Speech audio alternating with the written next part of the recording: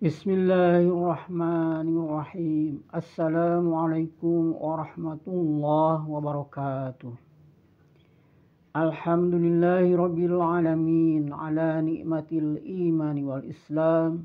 Wassalatu wassalamu ala asrafil mursalin Sayyidina Muhammadin wa alihi wasahbi ajma'in. Amma ba'du. Subhanaka la ilma lana illa ma'alamtana innaka antal alimul hakim. Rabbi shrah li sadri wa yassir li amri wahlul 'uqdatam min lisani yafqahu qawli. Alhamdulillah, kita bersyukur kepada Allah Subhanahu wa taala yang telah banyak memberikan kenikmatan-kenikmatan selama hidup di alam dunia ini. Mudah-mudahan dengan diberinya berbagai macam kenikmatan-kenikmatan yang Allah berikan selama ini dapat menjalankan perintah-perintahnya, meninggalkan dari segala macam apa yang dilarangnya, dan memohon ampunannya dari segala macam dosa dan kesalahan yang telah kita perbuat selama dalam perjalanan hidup kita sampai saat ini. Mudah-mudahan kita ke depan dapat mengisinya, sisa perjalanan hidup kita, dengan amal soleh, amal kebaikan, dan Allah membimbingnya ke jalan yang lurus, ke jalan yang benar, ke jalan yang mendapatkan ridha dari Allah Subhanahu wa taala di dalam melaksanakan aktivitas kegiatan beribadah mengabdi kepada Allah Subhanahu wa taala, dan memohon kepada Allah Subhanahu wa taala agar di dalam memimpin keluarga, di masing-masing keluarga dapat memberikan contoh keteladanan kepada anak, istri, keturunan kita mempunyai akhlakul karimah, akhlak yang mulia, sebagaimana yang dicontohkan oleh baginda Rasulullah Shallallahu Alaihi Wasallam. Karena dengan akhlak yang baik dapat mencerminkan pribadi yang baik pula dalam kehidupan sehari-hari ini.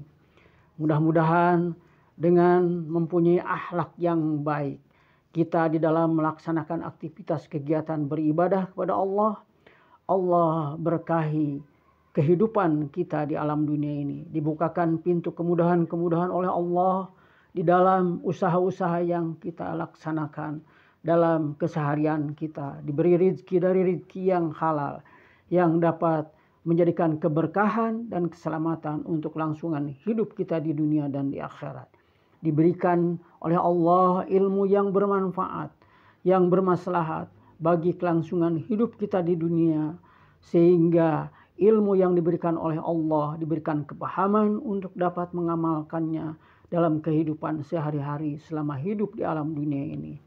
Karena dengan ilmu kita dapat mengubah nasib kehidupan kita ke yang lebih baik lagi dari kehidupan sebelumnya. Tanpa kita mempunyai ilmu, maka akan tertutup oleh hijab.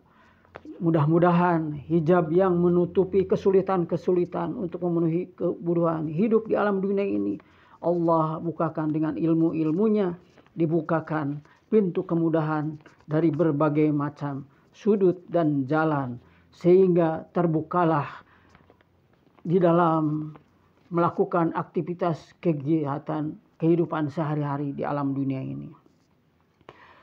Saudara-saudara, sahabat-sahabat di mana saja berada, setiap manusia yang lahir ke alam dunia ini dalam keadaan suci dan bersih, belum ada noda sedikit pun. Taubahnya seperti kain yang putih bersih, belum terkena noda sedikit pun.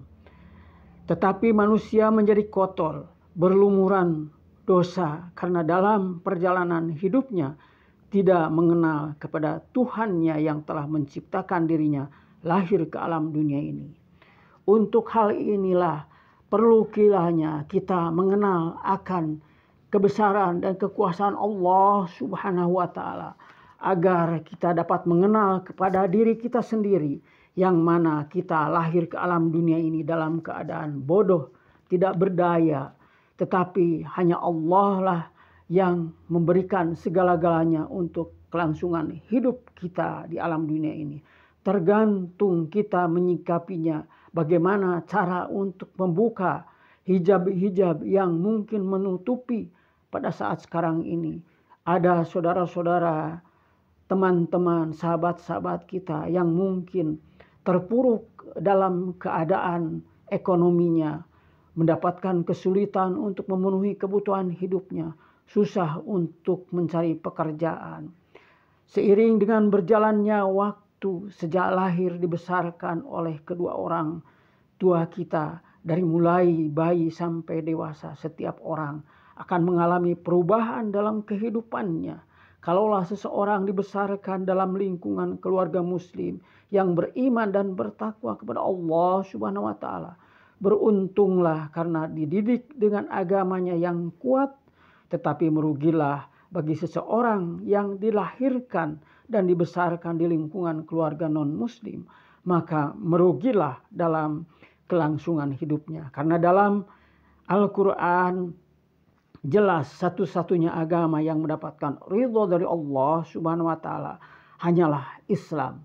Maka beruntunglah kita pada saat sekarang ini menganut Islam sebagai agama yang terbaik menurut Allah Subhanahu wa taala. Mudah-mudahan dengan kita menganut ajaran agama Islam, masuklah ke dalam ajaran agama Islam secara kafah, menyeluruh. Jangan sampai setengah-setengah. Marilah kita di dalam melakukan aktivitas kegiatan sehari-hari itu berdasarkan syariat ajaran agama Islam yang dicontohkan oleh baginda Rasulullah Sallallahu Alaihi Wasallam. Semasa baginda Rasulullah Sallallahu Alaihi Wasallam memberikan contoh-contoh keteladanan yang baik, memberikan contoh kesederhanaan dalam kehidupan kesehariannya. Jika seandainya banyak saudara-saudara kita, teman-teman, sahabat-sahabat kita yang mempunyai keluasan harta kekayaannya, kelebihan dari harta kekayaannya, itu merupakan titipan amanah dari Allah Subhanahu wa taala untuk peduli kepada sesama keluarganya, peduli kepada tetangganya, kepada teman, sahabat-sahabatnya, untuk saling membantu meringankan beban antara satu dengan yang lainnya. Karena dari lingkaran kehidupan di alam dunia ini ada yang diberikan kesulitan, kesusahan, keterpurukan dalam bidang ekonominya. Ada pula yang diberikan keluasan dari harta kekayaannya, dimudahkan dari berbagai macam perolehan harta kekayaannya. Dari berbagai macam kemudahan-kemudahan yang Allah berikan kepada saudara-saudara kita, sesama-sama kita yang mempunyai kelebihan harta kekayaannya, maka pergunakanlah harta kekayaan yang diamanahkan oleh Allah Subhanahu wa taala untuk dikeluarkan zakatnya, membiasakan sedekah, membiasakan infak, membelanjakan di jalan Allah.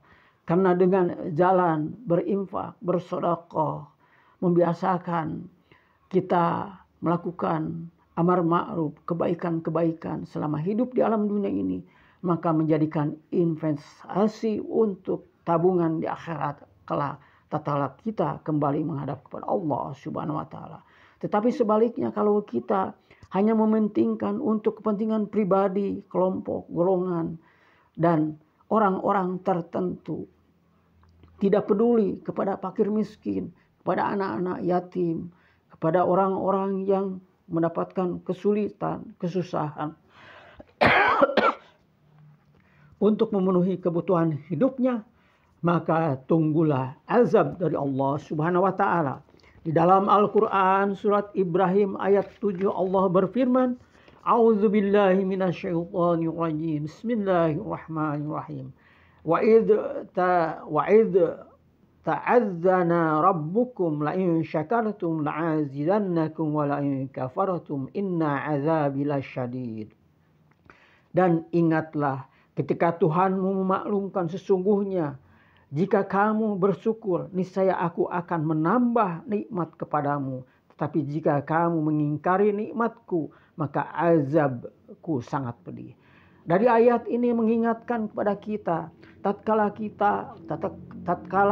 kita dan saudara-saudara kita, teman-teman, sahabat-sahabat kita diberikan kenikmatan oleh Allah, mungkin dibukakan jalan-jalan kemudahan untuk perolehan rezekinya, dilancarkan di bidang perdagangannya, dilancarkan di bidang usaha-usahanya yang dilakukan untuk memenuhi kebutuhan hidup, sehingga mempunyai rezeki yang melimpah, cukup untuk memenuhi kebutuhan hidup, bahkan lebih, maka kewajiban untuk peduli kepada saudara-saudara kita, kepada teman-teman kita, kepada tetangga-tetangga kita, sahabat-sahabat kita yang mempunyai mungkin beban di dalam kesulitan hidupnya, perlu kita bantu semampu kita.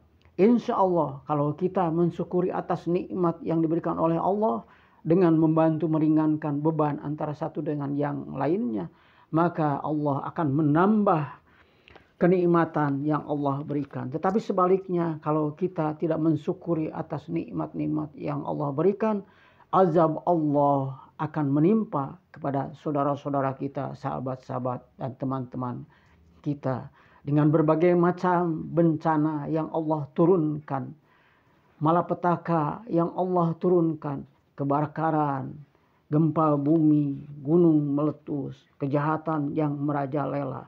Ini diakibatkan tidak adanya kepedulian sosial di antara saudara-saudara kita yang mempunyai harta kekayaan yang melimpah, yang cukup. Bukannya dipergunakan, dibelanjakan di jalan Allah, melainkan hanya dipergunakan, hanya memenuhi kepuasan, melampiaskan hawa nafsu yang ada dalam kepribadiannya. Memenuhi kebutuhan hidup bukan untuk kebutuhan sesama keluarga, sesama teman, tetangga, sahabat-sahabat yang mungkin berada dalam keterpurukan ekonominya.